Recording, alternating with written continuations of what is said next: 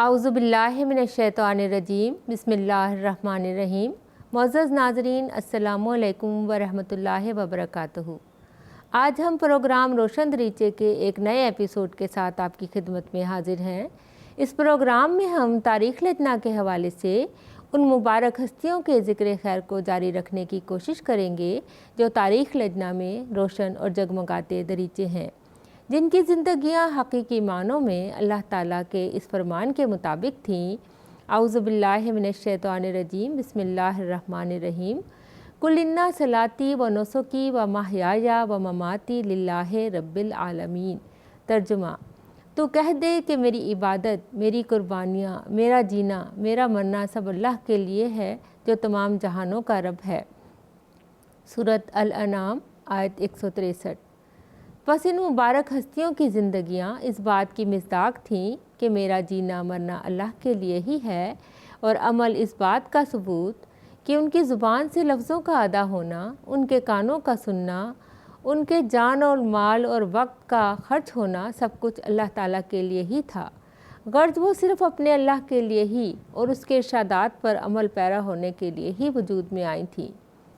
मुअज़्ज़ज़ नाज़रीन, आज के इस प्रोग्राम में मेरे साथ शरीके गुफ्तगू हैं मोहतरमा मंसूरा फ़ज़ल साहिबा और मोहतरमा अमतुल मतीन साहिबा। मैं दोनों मेहमानों का खैर मकदम करती हूँ। पहला ज़िक्र हम सुनेंगे हज़रत सैयदा अमतुल हई बेगम साहिबा रज़ियल्लाह ताला अन्हा का, जो हज़रत खलीफतुल मसीहिल अव्वल रज़ियल्लाह ताला अन्हो की बेटी और हज़रत खलीफतुल मसीहिस सानी रज़ियल्लाह ताला अन्हो की हर्म थी। लजना और सैयदा अमतुल हई साहिबा रज़ियल्लाह ताला अन्हा गोया एक ही वजूद के दो नाम हैं। अपने अज़ीमुश्शान बाप से इल्म की लगन पाने वाली और अपने वालिद की आखिरी वसीयत महज 12 साल की उम्र में हज़रत खलीफतुल मसीह सानी रज़ियल्लाह ताला अन्हो तक पहुँचाकर वसीयत को पूरा करने की याद दहानी करवाने वाली बाहिम्मत औरत थी। पहला सवाल मैं मोहतरमा मंसूरा फ़ज़ल साहिबा से करना चाहूँगी कि हज़रत सैयदा अमतुल हई बेगम साहिबा रज़ियल्लाह ताला अन्हा की तरबियत किस रंग में हुई और हज़रत मुस्लिह मौद रज़ियल्लाह ताला अन्हो से शादी के बाद किस तरह आपने अपनी मुख्तसर ज़िंदगी खिदमत दीन के लिए वक़्फ़ की हुई थी। जज़ाकुमुल्लाह। बिस्मिल्लाहिर्रहमानिर्रहीम। जैसा कि आपने अभी बताया कि हज़रत सैयदा ने अपनी वालिद की वसीयत को हज़रत मुस्लिह मौद रज़ियल्लाह ताला अन्हो तक पहुँचाया। हज़रत मुस्लिह मौद रज़ियल्लाह ताला अन्हो फरमाते हैं कि यही वो रुका था जिसकी बिना पर मैंने औरतों में दर्स देना शुरू किया, और यही वो रुका था जिसकी वजह से मेरे दिल में आपसे निकाह का ख़याल पैदा हुआ। आपकी तरबियत ही बचपन से ऐसी हुई थी कि आप एक इल्म दोस्त और आशिक़ कुरान शख्सियत थीं, और चूँकि हज़रत खलीफतुल मसीह अव्वल रज़ियल्लाह ताला अन्हो हर वक्त हज़रत मसीह मऊद अलैहिस्सलाम के साथ रहते थे, तो इस बाबरकत माहौल में बचपन से कागज़ से दिली शगफ़ था। इस ताल्लुक़ से आपके बचपन का एक वाक़या बयान करना चाहूँगी। आपने सबसे पहला मज़मून उस वक्त लिखा जिस वक्त आपकी उम्र सिर्फ़ 5.5 साल थी। इतनी कम उम्री में आपको ख़याल पैदा हुआ कि लोग अखबारों में मज़मून देते हैं तो मैं भी कोई मज़मून शाया करवाऊँ। आपने कागज़ कलम लिया और एक शख्स को दिया कि जो मैं कहती हूँ लिखते जाओ, और लिखवा कर अल-बदर और अल-हकम के दफ्तर पहुँची जो पास ही में था, और वहाँ जाकर एक शख्स को दिया कि इसे छाप दो, लेकिन किसी ने ना लिया। इस पर आप रंजीदा होकर अपने वालिद साहब के पास लौट गईं। जमात के एक बुज़ुर्ग हज़रत सैयद मोहम्मद सरवर शाह साहब ये वाक़या देख रहे थे। आप फरमाते हैं कि वालिद साहब बच्ची को चुप करवा रहे हैं, लेकिन बच्ची का रंज किसी तरह दूर नहीं होता। तो मैंने वो कागज़ बच्ची से लिया, देखा और पढ़ा। तो आप कहते हैं कि मेरी ये हालत थी कि उस वक़्त मैं कभी बच्ची की तरफ देखता और कभी उसके बुलंद इरादों और हिम्मत की तरफ गौर करता। ये बज़ाहिर एक छोटा सा वाक़या है, लेकिन इससे बखूबी वाज़ेह होता है कि किसी काम को कर गुज़रने की हिम्मत और हौसला आपके अंदर बचपन से ही कूट कूट कर भरा हुआ था। चुनांचे तारीख़ से पता लगता है कि तंज़ीम लजना के क़याम के बाद जो पहला जलसा सालाना हुआ, उसमें आपने अल-फ़ज़ल में मज़मून शाया करवा कर औरतों की इंतज़ामी सलाहियतों और मस्तूरात के जलसा सालाना के ख़ास इंतज़ामात और प्रोग्राम बनाए जाने के जज्बा को उभारा। यहाँ पर मैं आपके ऐसे कलमी कारनामे का ज़िक्र करना भी ज़रूरी समझती हूँ जिसके बग़ैर आपकी खिदमात का ज़िक्र अधूरा है। आज के इस टेक्नोलॉजी के दौर में इस बात का अंदाज़ा लगाना मुमकिन नहीं, लेकिन उस वक्त जबकि टेप रिकॉर्डर भी मौजूद नहीं थे, آپ حضور کے خطبات، خطابات اور تقاریر کا خلاصہ تیار کرتیں اور شائع کرواتیں، اور جو نہایت ہی ایک اہم نازک ذمہ داری تھی جو آپ نے نہایت مہارت سے ادا کی۔ حضرت سیدہ کے دل میں احمدی عورتوں کی حالت بہتر بنانے کا ایک جوش تھا، اور بعض اوقات یہ جذبہ اتنا بڑھ جاتا تھا کہ حضرت مصلح موعود رضی اللہ تعالیٰ عنہ فرماتے ہیں کہ حق تو یہ ہے کہ عورتوں میں خطبہ، لیکچرز اور سوسائٹیاں وغیرہ بنانا، اور ہر ایک خیال جو عورتوں کے حق میں ہو سکتا ہے اس کی محرک آپ ہی تھیں۔ بعض دفعہ محبت کے رنگ میں مجھ پر وہ ناراض ہو جاتی تھیں کہ آپ عورتوں کی طرف پوری توجہ نہیں دیتے۔ جزاکم اللہ، آپ نے مختصر وقت میں بچپن سے لے کر جوانی تک کے آپ رضی اللہ تعالیٰ عنہ کی زندگی کے خوبصورت پہلو ہمارے سامنے رکھے۔ آپ کی زندگی نہایت مختصر تھی، اور اس مختصر زندگی میں کچھ کر گزرنے کی اور لجنہ کی تنظیم کو مضبوط بنیادوں پر کھڑا کرنے کی ایک تڑپ رکھنے والی تھیں، اور اس کام کی ایسی تڑپ تھی کہ اپنی بیماری کو پس پش ڈال دیا، اور پھر بھی حسرت تھی کہ حق تو یہ ہے کہ حق ادا نہ ہوا۔ محترمہ امت المتین صاحبہ سے درخواست کروں گی کہ آپ رضی اللہ تعالیٰ عنہ کی مختصر زندگی کے خدمت دین اور گھریلو ذمہ داریوں کے کچھ اور پہلو ہمارے ناظرین کے سامنے پیش کریں۔ جزاکم اللہ۔ بسم اللہ الرحمن الرحیم۔ جیسا کہ ابھی محترمہ منصورہ فضل صاحبہ نے ذکر کیا کہ آپ کی ذہنی صلاحیتیں بچپن سے ہی باکمال تھیں، اسی طرح آپ کی انتظامی صلاحیتیں بھی باکمال تھیں۔ آج جو ہم ایک منظم ڈھانچہ دیکھتے ہیں، اس کی شروعات کرنے میں جو کردار آپ نے ادا کیا وہ اپنی مثال آپ ہے۔ لجنہ معلّہ کی تنظیم کو منظم طور پر چلانے کے لیے قواعد اور ضوابط بنانا اور عملی طور پر پورا کرنا، جلسہ سالانہ میں عورتوں کے مخصوص سیشن کی شروعات اور اس کے لیے جو کوششیں آپ نے کیں وہ اس طرح ہیں کہ سب سے پہلے آپ نے مستورات کا پروگرام بنانے کے لیے الفضل کے ذریعے توجہ دلائی۔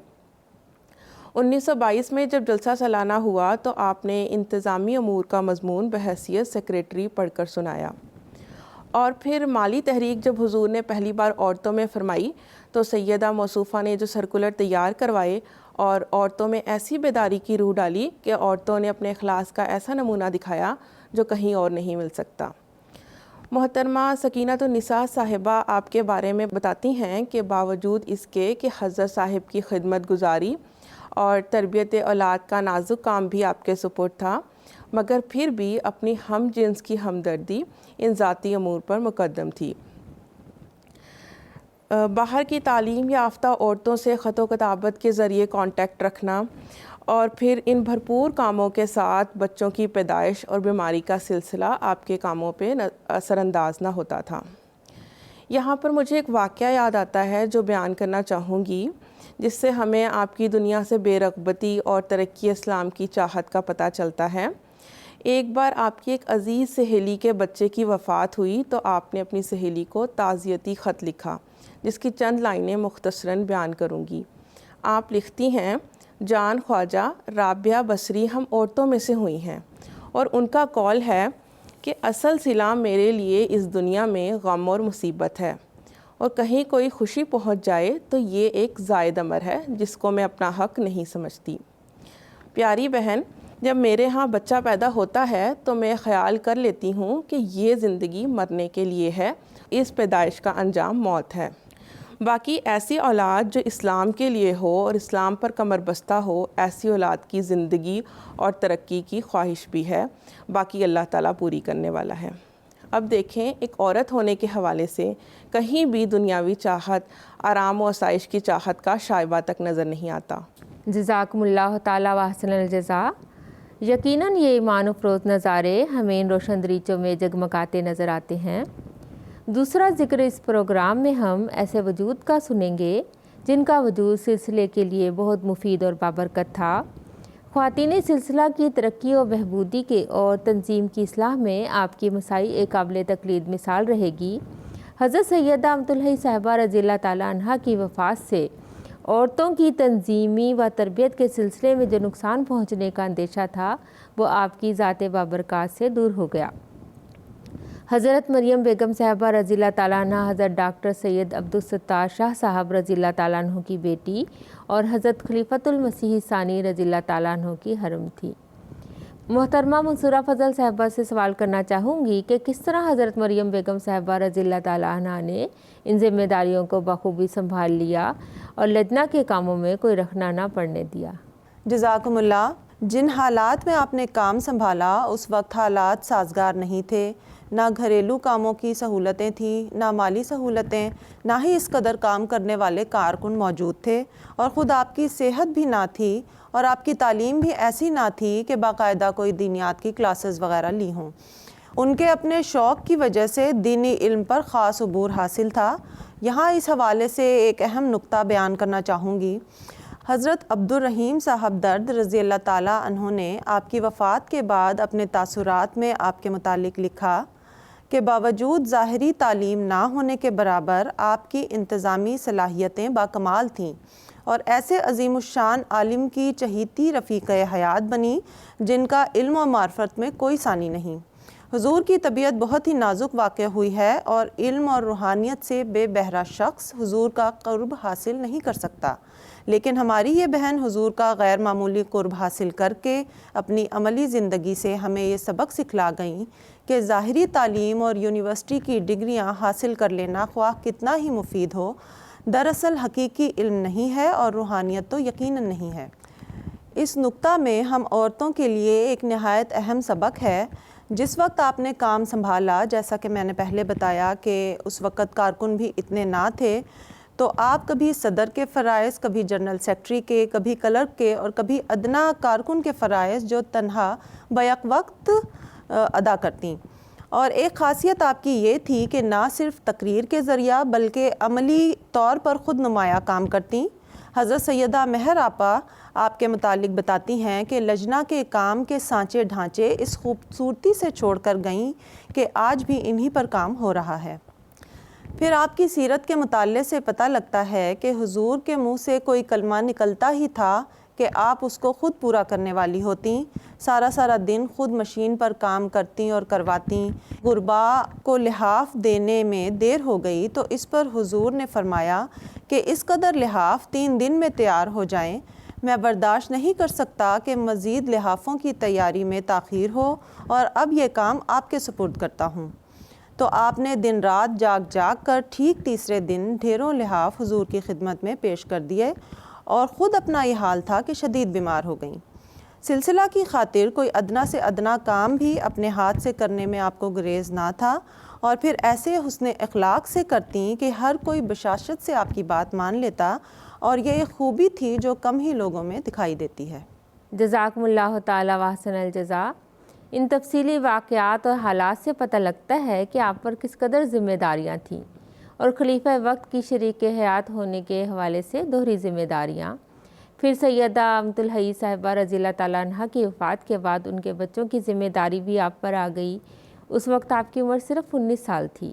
پھر آپ کے بعد میں 3 بچے ہوئے۔ اتنی مصروفیت اور خرابی صحت کے باوجود آپ نے بچوں کی تربیت کیسے کی؟ یقیناً یہ باتیں ہم عورتوں کے لیے مشعل راہ ہوں گی۔ محترمہ امت المتین صاحبہ سے درخواست کروں گی کہ اس پر کچھ روشنی ڈالیں۔ جزاکم اللہ۔ بسم اللہ الرحمن الرحیم۔ جیسا کہ ہم نے سنا کہ سلسلہ کے کاموں سے غیر معمولی دلچسپی تھی، حضرت مرزا طاہر احمد صاحب خلیفۃ المسیح رابع رحمہ اللہ تعالیٰ، جو آپ کے اکلوتے فرزند تھے، آپ کے بارے میں بتاتے ہیں کہ امی نے جتنا وقت لجنہ معلّہ کے کاموں میں صرف کیا، اس کا 10واں حصہ بھی بچوں کی نگہداشت اور تربیت پر خرچ نہیں کیا۔ شاید ہی کوئی دن ایسا ہو کہ آپ گھر پر ہوں اور لجنہ کی ممبرات اور کارکنات نے آپ کو گھیر نہ رکھا ہو، اور پھر آپ جس قدر خوش اخلاق، مہمان نواز اور غریب پرور تھیں کہ ہمیشہ آپ سے ملنے والوں کا تانتا بندھا رہتا۔ ایسے میں ہم اندازہ لگا سکتے ہیں کہ کس قدر ٹائم وہ بچوں کی تربیت پر دے سکتی ہوں گی، اور کس طرح آپ نے اس اہم فریضہ کو سر انجام دیا۔ یقیناً آپ اس فریضہ سے غافل نہ تھیں۔ آپ نے اپنے کاموں سے، اپنی سوچ سے بچوں کی تربیت کی، کیونکہ بچے بچپن سے وہی سیکھتے ہیں جو ان کے والدین کو عملی طور پر کرتے ہوئے دیکھ رہے ہوتے ہیں۔ اور ضرورت مندوں اور مہمانوں کی تواضع کا اس قدر خیال تھا کہ گھر کا کھانا انتہائی سادہ اور کم خرچ پر تیار کرواتیں، اور بچوں کو یہی نصیحت کرتیں کہ اللہ تعالیٰ سے ڈرو اور صبر و شکر کر کے کھا لیا کرو۔ دنیا میں ایسے بھی غریب ہیں جن کو ایک وقت کی روٹی میسر نہیں آتی۔ شروع سے ہی آپ نے اپنے گھر کو دین کے لیے وقف رکھا، جلسے، اجلاسات، کلاسز سب گھر پر ہی ہو رہے ہوتے، اور بچوں کو بچپن سے اس بات کا عادی بنا دیا کہ یہ زندگی دین کے لیے وقف ہے۔ حضرت خلیفۃ المسیح رابع رحمہ اللہ تعالیٰ فرماتے ہیں، اتنی مصروفیت کی وجہ سے اولاد کی طرف توجہ دینے کی فرصت نہ ملتی تھی، مگر ایسی توقعات تھیں بچوں سے جیسے 24 گھنٹے بچوں پر سر کھپاتی ہیں۔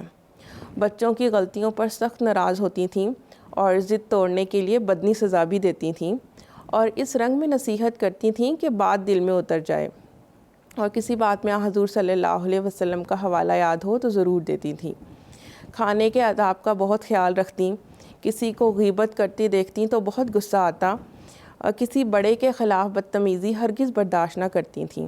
نماز کی پابندی بہت سختی سے کرواتی تھیں، اور شروع سے بچوں کو اپنے جیب خرچ سے چندہ دلواتیں تاکہ ان کو ذہن نشین ہو جائے کہ ہم اپنا چندہ خود دے رہے ہیں۔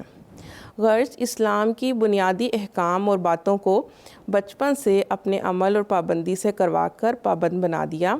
یہی وہ ضروری اور بنیادی باتیں ہیں جو بچوں کی تربیت میں نہایت اہم ہیں۔ خود باقاعدہ تلاوت کرتیں اور بے حد محبت قرآن مجید سے تھا۔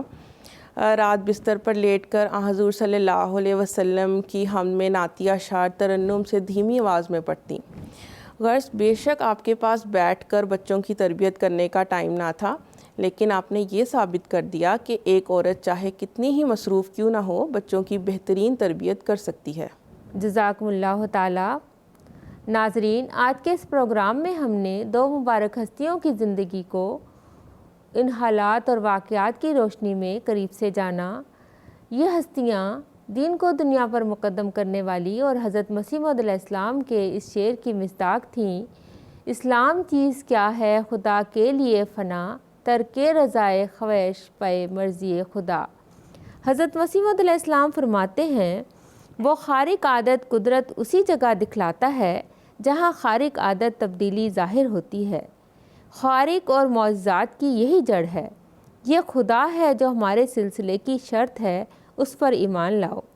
اپنے نفس پر، اپنے آراموں پر اور اپنے کل تعلقات پر اس کو مقدم رکھو، اور عملی طور پر بہادری کے ساتھ اس کی راہ میں صدق و وفا دکھلاؤ۔ معزز ناظرین، پروگرام کا وقت ختم ہوا چاہتا ہے۔ میں اپنے ساتھ شامل دونوں مہمانوں کا شکریہ ادا کرتی ہوں۔ جزاکم اللہ تعالیٰ و احسن الجزا۔ السلام علیکم ورحمۃ اللہ وبرکاتہ۔